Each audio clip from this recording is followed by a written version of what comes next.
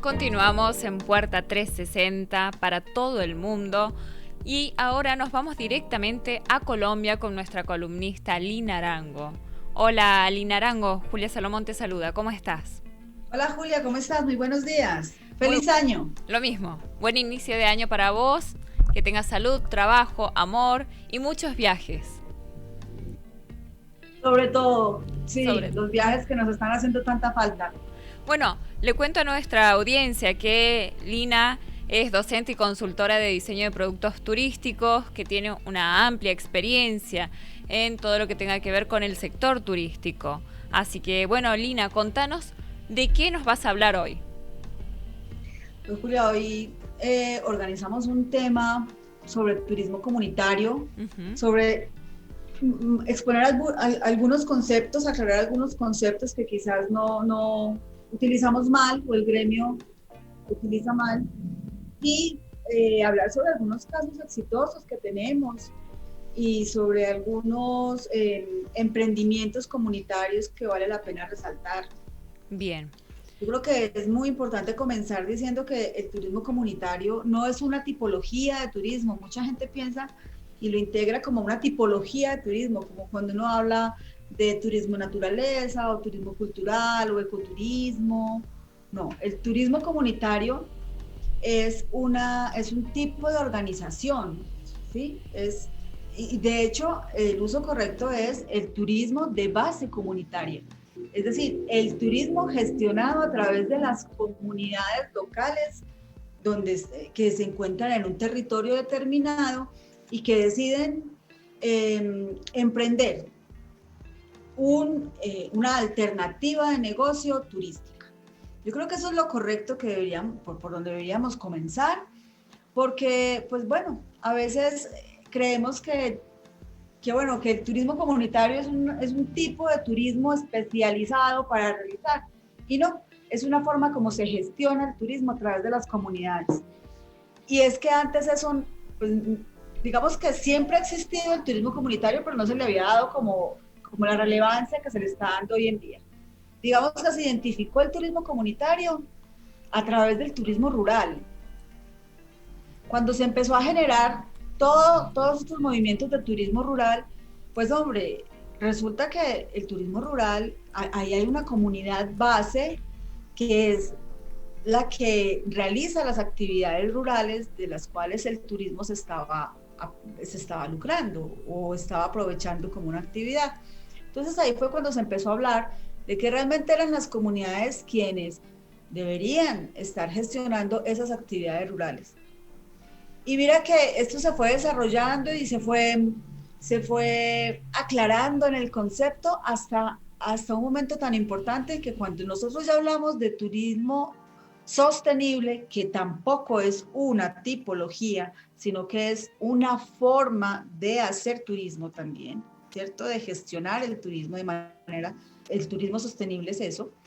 Entonces ya se empezó a decir, no, venga, para que el turismo realmente sea sostenible, pues nosotros tenemos que involucrar las comunidades y que sean las mismas comunidades quienes gestionan la actividad en sus territorios. Entonces ya empezamos a cambiar esta forma de mirar el turismo comunitario y ya creo que ahora, ya entrado el siglo XXI, pues tomó muchísimo más relevancia todo el turismo de base comunitaria, porque además creo que en Latinoamérica o en los países en vía de desarrollo, como son casi todos nuestros países latinoamericanos, pues el turismo, este tipo de organizaciones comunitarias, pues también lo que se vio es que podía ser una forma de generar desarrollo local de una manera diferente, de manera más consensuada y donde pues todos se vieran beneficiados, tanto los empresarios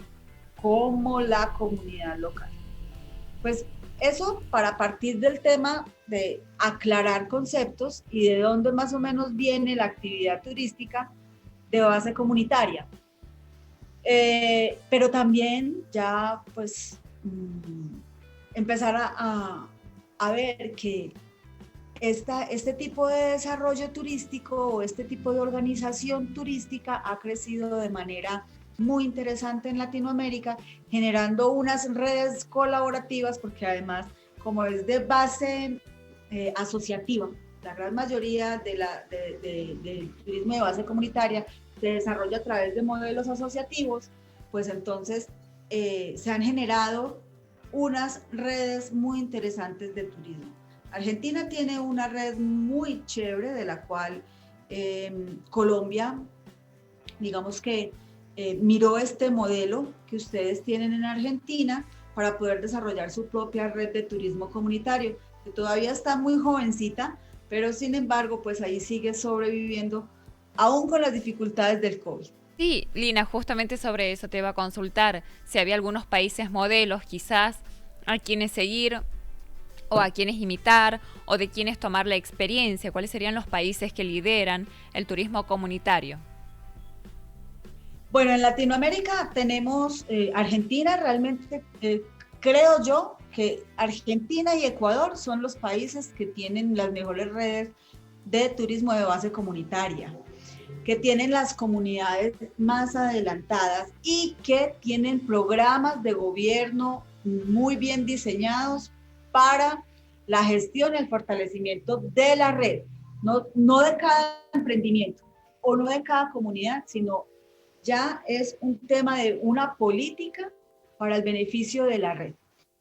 Entonces, sí, Argentina y Ecuador creo que son los países que mejor han, han liderado esto. Ahora, en Latinoamérica tenemos la particularidad de tener muchísimos grupos étnicos e indígenas y ellos han fortalecido la imagen de turismo comunitario.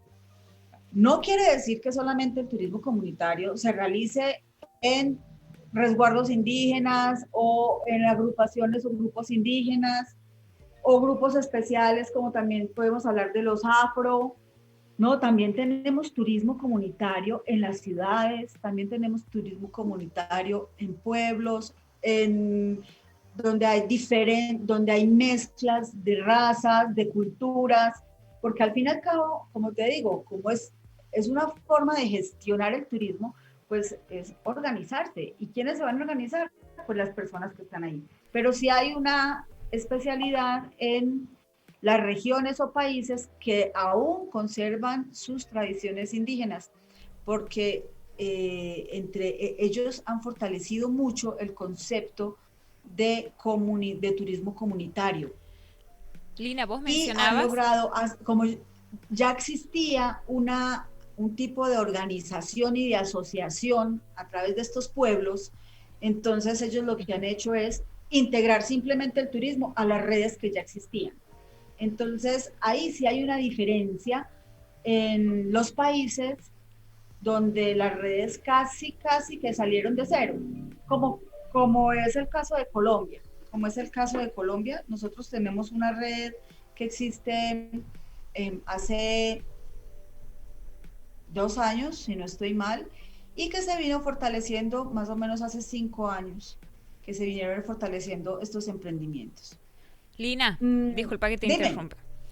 Los proyectos y programas que vos mencionabas que los gobiernos de Argentina y Ecuador ponen en marcha para fortalecer el turismo comunitario, ¿tienen incluido la capacitación, la formación de las comunidades en el sector?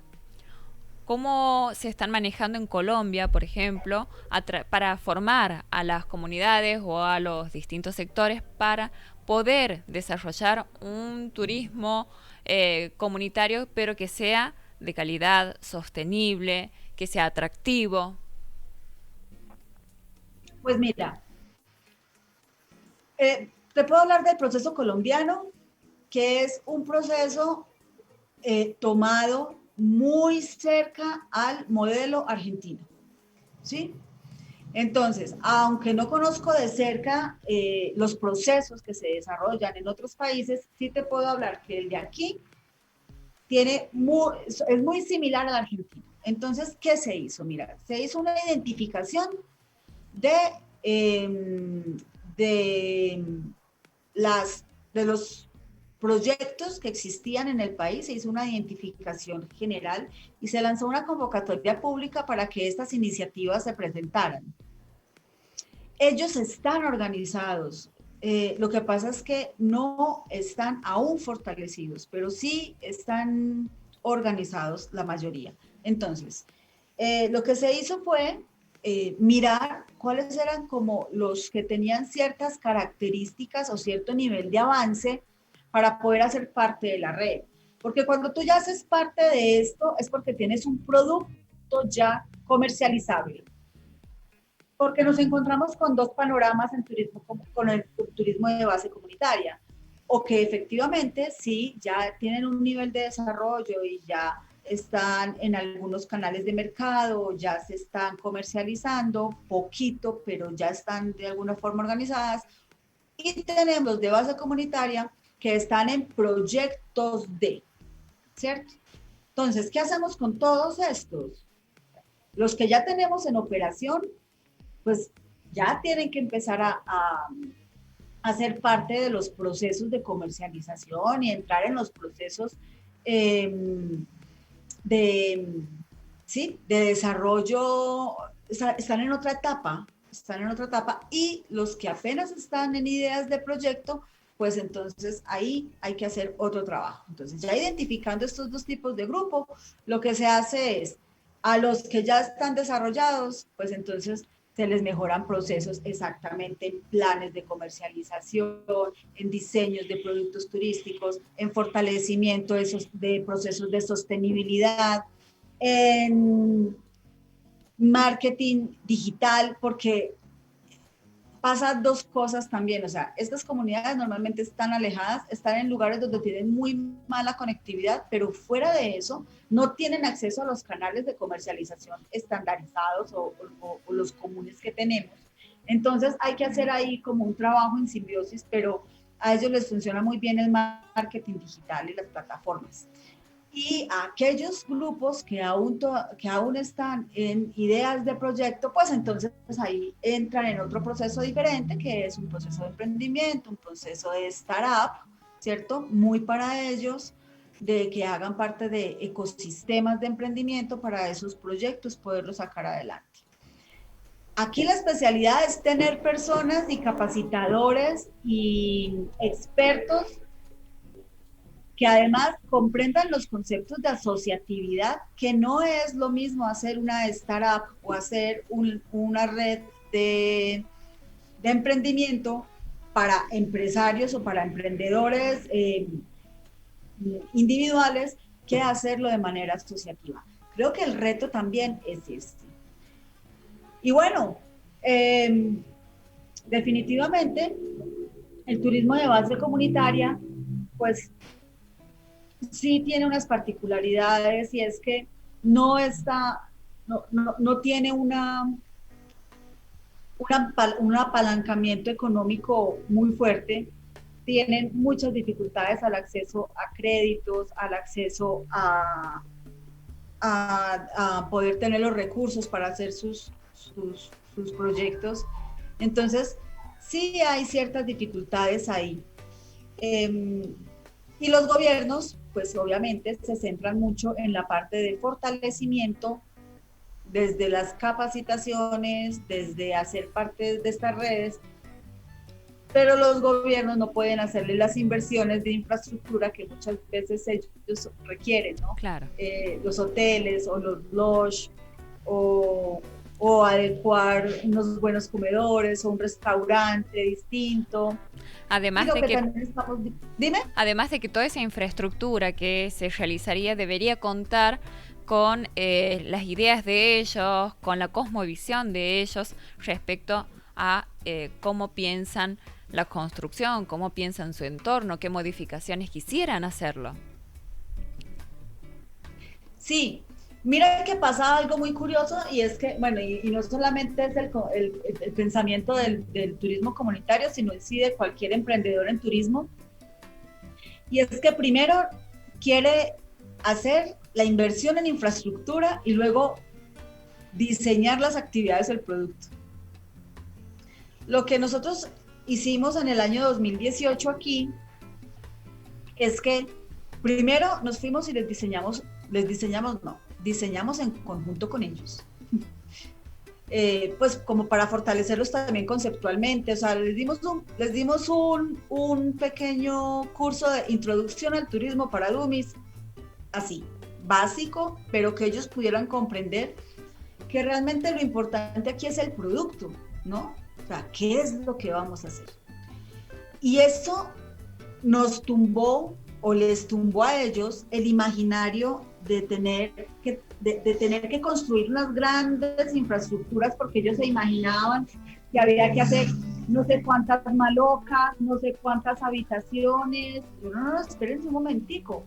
O sea, primero diseñemos el producto, hacia quién nos vamos a dirigir, cómo van a ser nuestra comercialización, cuántas personas podemos ir integrando por ahora.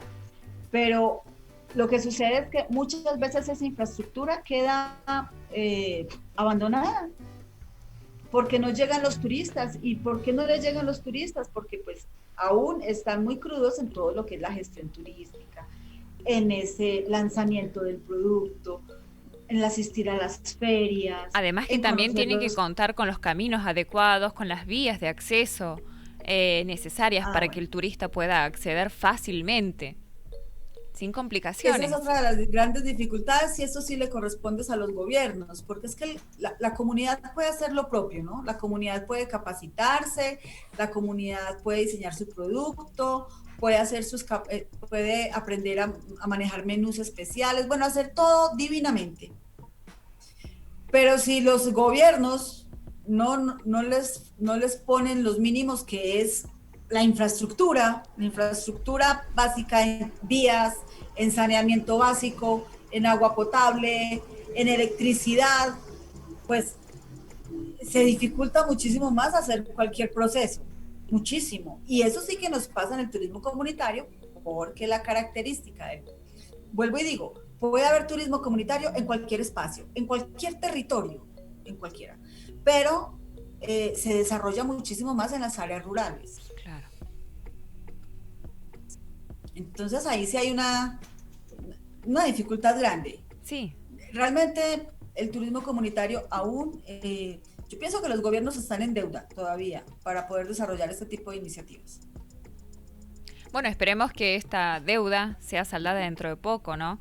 Y que sea un proceso, quizás tarde años, pero que pronto podamos disfrutar, porque también hay un sector de la población a la que le interesa el turismo comunitario, a la que le interesa conocer las diferentes comunidades, todo lo que pueden ofrecer, y no tanto quizás el turismo de lujo, el turismo deportivo, sino que específicamente le interesa esta clase de turismo. Entonces pensar también en ellos como no sé si consumidor, pero sí como un turista que va a venir a consumir la cultura, a consumir todo lo que hay en esa comunidad para ellos. Sí, eh, se está viendo más que la gente desea adquirir los servicios que encuentra dentro de un espacio territorial gestionado por sus pobladores. Pero hay muchas formas de organización. Mira, aquí, bueno, yo creo que también es en todas partes, es, por ejemplo, las asociaciones que empiezan a operar áreas protegidas, por ejemplo, ¿no? Entonces, ese es un modelo también muy interesante. Y son asociaciones que se dedican única y exclusivamente al ecoturismo por estar administrando áreas protegidas. Realmente también eso es otro tipo de negocio, pero que también puede funcionar de base comunitaria y es eso, o sea, tenemos un área protegida, ¿quién la va a gestionar? Ok, tenemos una asociación dentro del área de influencia de esta área protegida y son quienes les corresponde. Entonces, muchas veces tienen ayudas de los entes nacionales o gubernamentales que protegen estas áreas y ahí hay como un tipo de negociación. Eso es muy interesante. Aquí en Colombia tenemos varios casos muy exitosos. Uno de ellos se llama Asociación Comunitaria Yarumo Blanco, que, bueno, creemos que es la asociación comunitaria de turismo comunitario más importante del país. Y detrás de ellos vienen también un poco de asociaciones que trabajan de la mano con parques nacionales. En esto, administrando, operando y gestionando estas áreas protegidas. Pero también hay otros modelos, aquí en Colombia específicamente, pues tenemos asociaciones comunitarias que desarrollan turismo en áreas de posconflicto y desarrollan actividades y productos de la posguerra, ¿cierto? Sobre eso te iba a mencionar, ¿qué características o factores debe tener una comunidad para ser una comunidad que sea factible de poder brindar un servicio de turismo comunitario? O sea, tiene que tener algo que llame la atención, ¿o no? ¿Cuáles serían los factores? Pero eso es lo llamativo del turismo de base comunitaria, que se desarrollan territorios que están llenos de historias, que están llenos de una vida propia y además de unos ecosistemas también. Es decir, a la gente lo que le interesa, ¿por qué le llama al visitante la atención y cuál es como la contraprestación? El objeto de visita es la comunidad y lo que la comunidad hace y cómo vive. Ese es el objeto de la visita en el turismo de base comunitaria. Y puede hacer las mismas actividades que se hacen en cualquier tipo de turismo, cualquiera, digamos, pues sí, en el turismo comunitario se hace ecoturismo, se hace turismo rural, se puede hacer turismo de aventura, se puede hacer turismo de bienestar, pero aquí lo interesante es que se desarrolla en medio de las características propias culturales de un territorio, de una población. Entonces ese es como el objeto de la visita. El objeto no es solamente hacer una actividad X que yo puedo hacer en cualquier rincón del planeta, sino que yo voy a hacer esa actividad de la mano de una comunidad interesante, o que a mí me interesa su estilo de vida, me interesa su cosmovisión, me interesa la forma en cómo gestiona sus recursos, me interesa verlos cómo se visten o cómo hablan, me interesa su lengua, me interesa su gastronomía, o sea, ese es el objeto real de estudio. Ahora, ¿qué es lo que hace falta? Pues realmente esto es como organización. La comunidad tiene que entender que tiene que estar organizada y tener una visión de emprendimiento, ¿sí? Porque también sucede, Julia, que tenemos asociaciones, se crea la asociación comunitaria y en esa asociación normalmente hay 2, 3 o 4 familias que digamos que son las familias que son con esta visión de emprendimiento, quienes en últimas muchas veces se quedan con el negocio, por así decirlo. Y son aquellos quienes pusieron el hotel, quienes pusieron el restaurante, quienes pusieron, no sé, el lago de pesca. Entonces, la asociación comunitaria tiene que tener en cuenta que tiene que tener una visión de emprendimiento para que realmente todos ganen. Claro. ¿Sí? Esto no se puede quedar en que solamente somos una comunidad que trabaja unida. Sí, somos una comunidad que trabaja unida, pero el turismo también debe generar ingresos. Exacto. Aquí el chiste es que los ingresos sean para todos, pero esta visión de emprendimiento no puede perderse en el turismo comunitario tampoco. Lina, ¿y qué porcentaje de agencias de turismo trabaja el turismo comunitario? Bueno, el dato porcentaje no lo conozco. ¿Algo estimado? ¿O qué nos puedes comentar al respecto? O sea, la vinculación de las agencias de turismo. Turismo de base comunitaria, yo creo que no llegamos a un 20% de agencias. ¿Y no lo promueven? ¿Por qué? ¿Por qué crees que no? ¿Por qué crees que no exista todavía esa vinculación entre las agencias y las comunidades?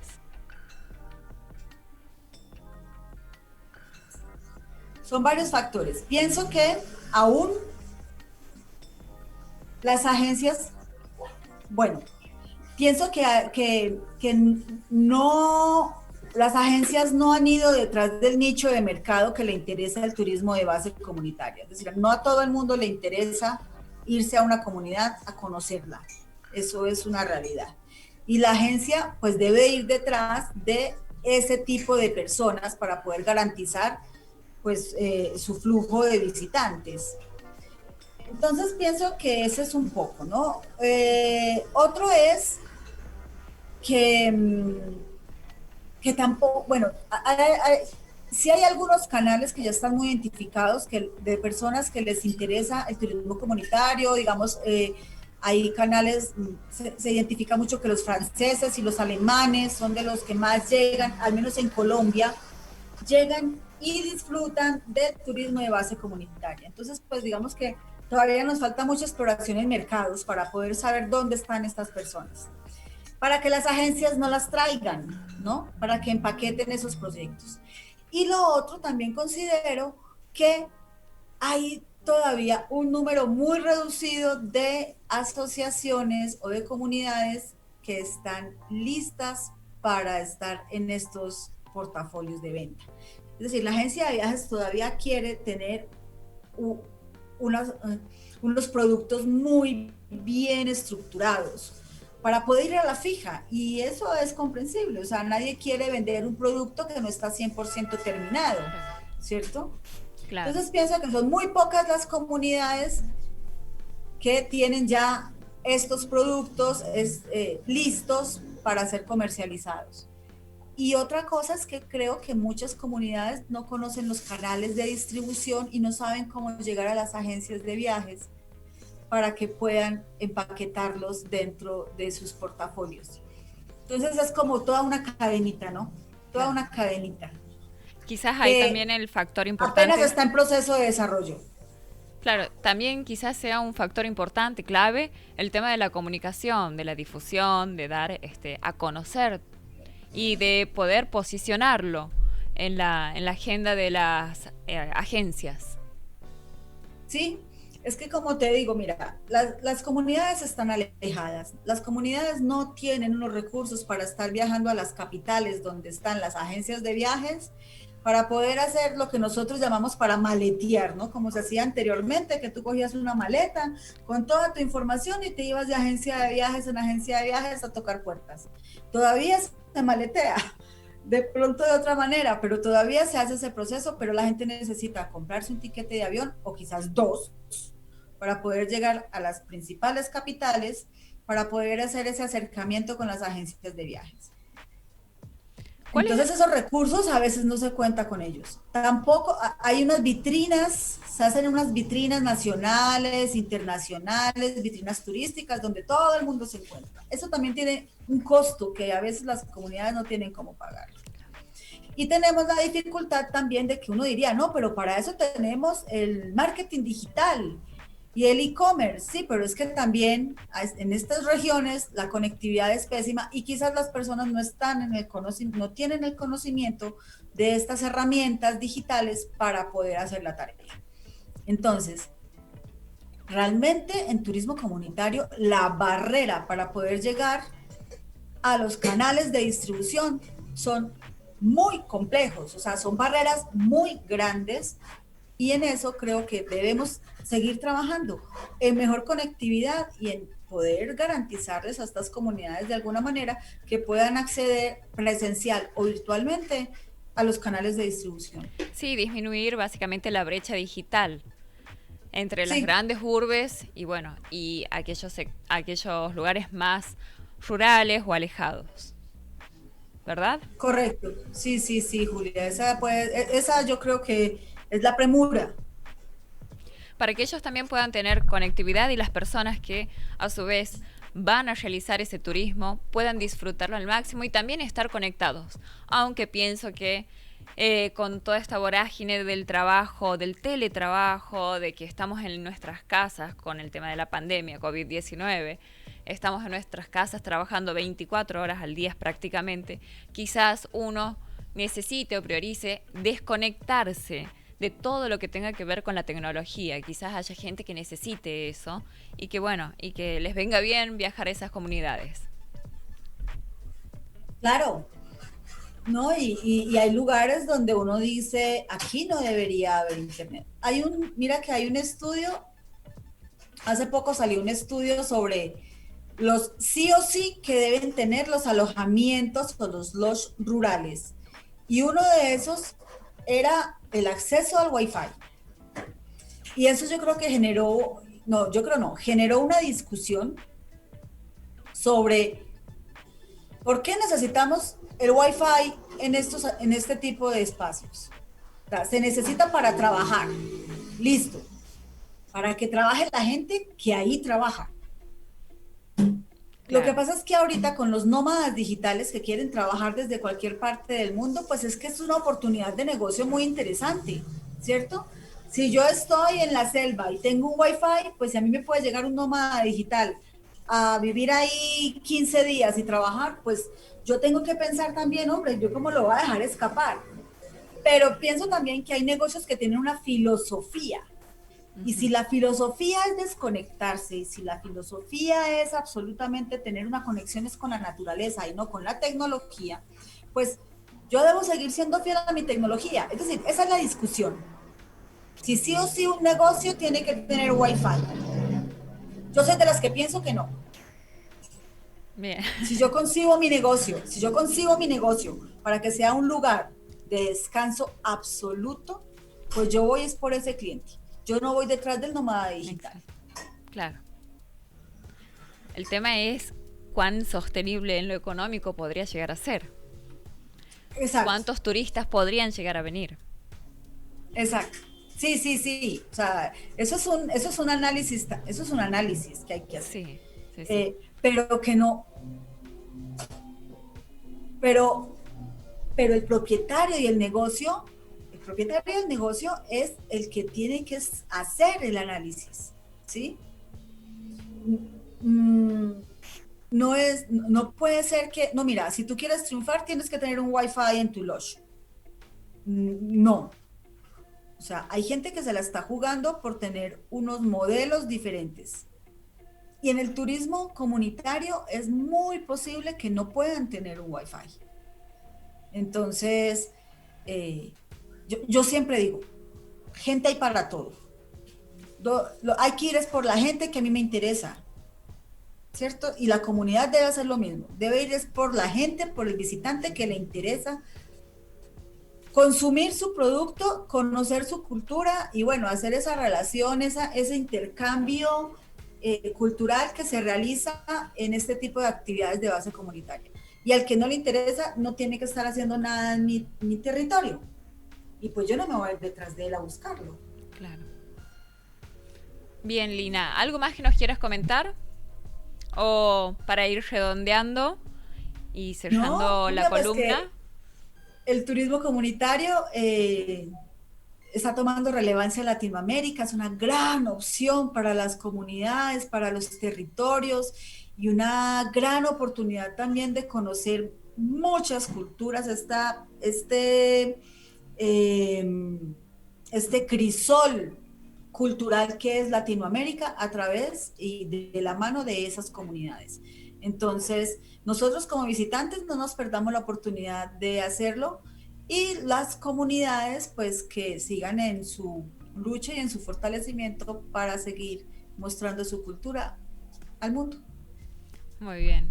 Sí, pensaba justamente eso, que América tiene un fuerte componente tradicional y cultural y como vos mencionabas, es un crisol, un abanico impresionante de diversidad, de culturas, de lenguajes. Y bueno, es importante que aquellos que quizás se interesen en la temática puedan venir, recorrer y conocer.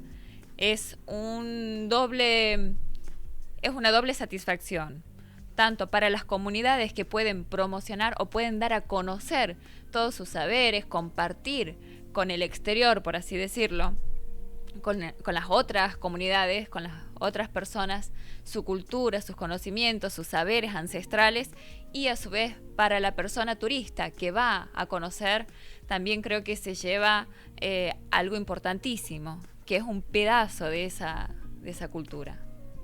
Correcto. Bueno, Lina, muchísimas gracias por tu columna, muchísimas gracias por tu espacio de siempre, por tu tiempo. Te deseamos un excelente año, mucha salud principalmente, sigamos cuidándonos con esto del COVID, no bajemos los brazos, no bajemos las defensas, ¿sí? Y bueno, nos reencontramos la próxima semana. Listo, Julia, un fuerte abrazo para ti y para todo el equipo y un feliz fin de semana, una feliz semana para todos. Hasta luego, Lina. Chao.